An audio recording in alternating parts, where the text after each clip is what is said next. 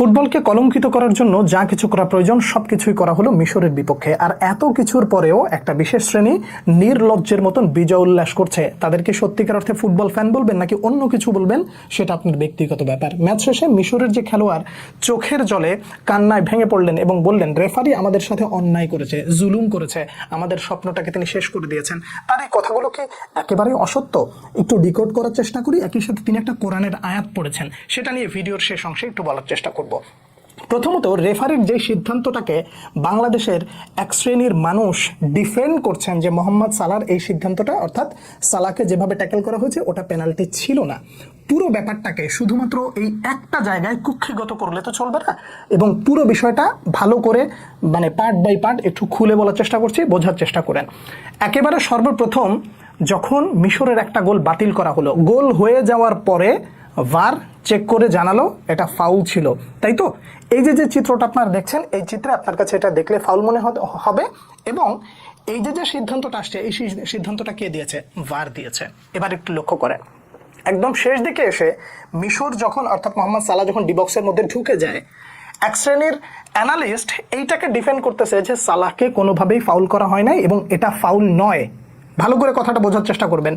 তারা শুধুমাত্র সালাদটাই দেখেছে, অন্য আর একটা জায়গায় যে ইনসিডেন্ট ঘটে যাচ্ছে সেটা তাদের নাই, সেখানে তাদের চোখ নাই। কারণ লজ্জা থাকতে হবে তো।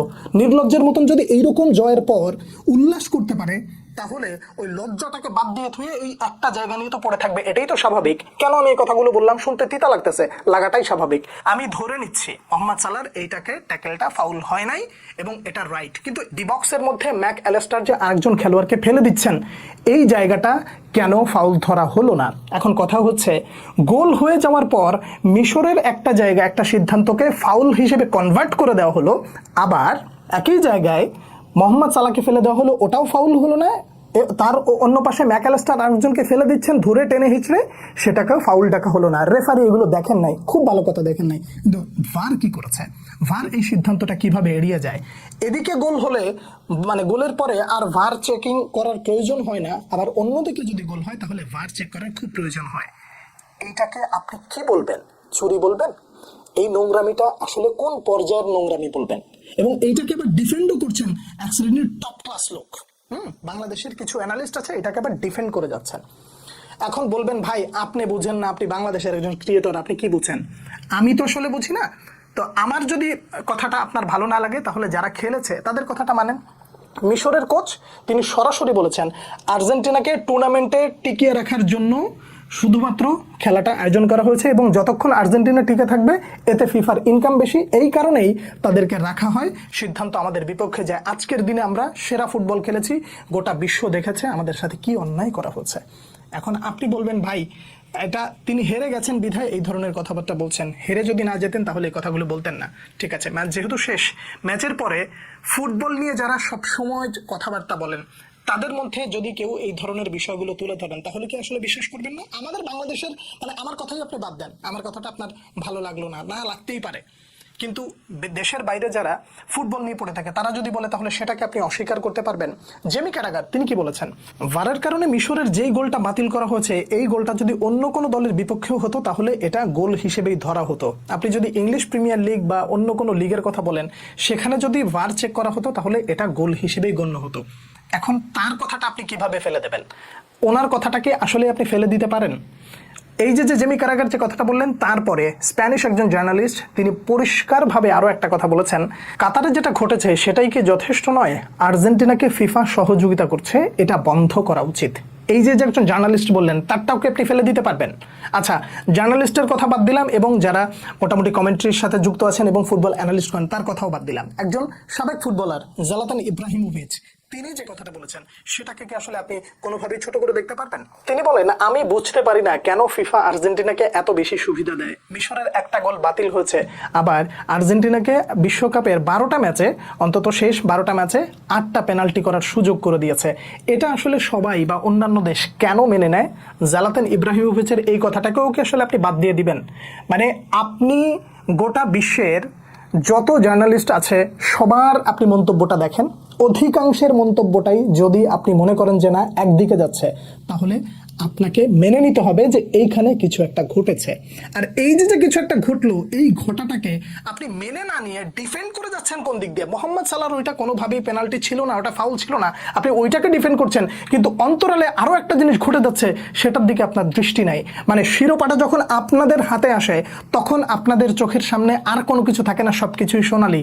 আর যখন একটু ঘুরে যায় তখনই অনেক কিছু আপনাদের মতের বিরুদ্ধে চলে যায় এবং আপনারা সেটাকে হজম করতে পারেন না। এই যে যে মিশরের যে লোকটা মানে খেলোয়াড় যে শব্দগুলো উচ্চারণ করেছেন, এই শব্দগুলোর উচ্চারণের আগে আরো একটা বিষয় বলে যাই। ভিনিসিয়াসের মানে এই বিশ্বকাপের চলতি আসরে ভিনিসিয়াসের একটা গোল বাতিল করা হয়েছে না? হয়েছে তো। সেটাকে আপনি বা অধিকাংশ আর্জেন্টাইন ফ্যানদেরকেও যদি আপনি জিজ্ঞাসা করেন, তারাও বলবে যে এটা কোনোভাবেই গোলটা বাতিল করা যায় না। ভিনিসিয়াসের ওই কাণ্ডটা গেল। এরপরে আপনি একটা জিনিস ভালো করে দেখেন, ইউএসের একজন খেলোয়াড়কে লাল কার্ড দিয়ে বের করে দেওয়া হয়েছে এবং সেটা ভ্যালিড। ফিফা কি করেছে, সেইটাকে আবার মানে ফিরিয়ে নিয়ে এসেছে। কত মানে দুনিয়ার চটি গল্প আইনা ভৈরা দিয়া কারণ টারণ উল্লেখ করে দিয়ে সেই খেলোয়াড়কে আবার ফিরিয়ে নেওয়া হচ্ছে। বেলজিয়াম একেবারে দাঁত কামড়ে না, একেবারে সঠিক জায়গা মতন একটা উত্তর ইউএসএকে দিয়ে দিয়েছে এবং সেই উত্তর আশা করি তারা পেয়ে গেছে। দেখেন, মিশরের ম্যাচ, আর্জেন্টিনার সাথে মিশরের ম্যাচটা শেষ হয়ে যাওয়ার পর যখন কলম্বিয়া এবং সুইজারল্যান্ডের মধ্যকার খেলা হয়, তখন গ্যালারিতে বসে নির্লজ্জ ইতর ছোট লোক এই অসভ্য ফিফা সভাপতি তিনি এবার মিশরের পতাকাটা নিয়ে নির্লজ্জের মতন দাঁড়িয়ে গোটা বিশ্বকে দেখাচ্ছেন, দেখেন আমি এটা করি, কি বলে, আমি মিশরের অনেক সাপোর্ট। কিন্তু এই নির্লজ্জটা বাংলাদেশের এই যে মানে যারা মানে সালার এই গোলটাকে বা এটাকে ডিফেন্ড করে যাচ্ছে, এই নির্লজ্জদের মতন ফিফা সভাপতির এই যে নির্লজ্জতা ভালো করে একটু দেখেন। একদিকে সে কি করলো, পতাকা হাতে নিয়ে করে মানে বসে আছে এবং সবাইকে দেখাচ্ছে মিশর অনেক ভালো খেলেছে, মিশরকে আমি সমর্থন করছি। আর খেলা চলাকালীন সময়ে যখন আর্জেন্টিনা গোল করে ইয়া করে ফেলেছে, কামব্যাক ডান করে ফেলেছে এবং জয়টা নিশ্চিত হয়েছে, তখন গ্যালারিতে বসে বসে তিনি আনন্দ উল্লাস করছেন। যখন আর্জেন্টিনা পিছিয়ে পড়ছেন তখন তিনি মনের দুঃখে চোখ মুখ মানে ভাঁজ টাচ করে একদম বেকায়দা অবস্থা হয়েছে। আপনি কোনটাকে আসলে আপনি মানে সমর্থন করবেন? এই সব কিছুকে যদি আপনি সমর্থন করেন তাহলে আপনাকে আসলে ফুটবল ফ্যানদের কাতার থেকে বের করে দিয়ে আপনাকে একটা বিশেষ মানে দলের সমর্থক হিসেবেই বলতে হবে, এর বাইরে অন্য কিছু বলা যায় না। এবার আসেন, এই যে কোরআনের আয়াতটা যে পড়েছে যে হাসবুনাল্লাহু ওয়া নি'মাল ওয়াকিল, আমাদের জন্য আল্লাহই যথেষ্ট।